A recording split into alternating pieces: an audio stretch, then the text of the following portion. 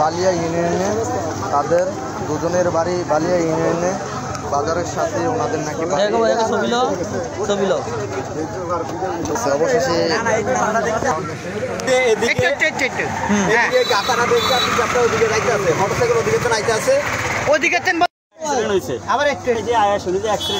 দেখলাম যে একটা লোক চিন্তিত উঠায় কেউ কেউ আছে কেউ কেউ নাই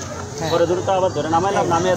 যে তার হার্টবিট চলে না পরে না চলার কারণে তার সবাই মিলে তার একটা অ্যাড্রেস পানি শান্ত পরে তার সাইডে পকেট তার পকেটে দেখছি কিচ্ছুই নেই পরে একজন ডাক্তার ছিল মানে চলতি বলতে হ্যাঁ সিরাজের একটা ভাই লোকটা না ওরা আর কি তারা মেডিকেল লেগে গেছে তার কোনো অ্যাড্রেস পাইতেছি না হিন্দু আসছিল দুইজন একজন মারা গেছে আর একজন কোনোরকম তার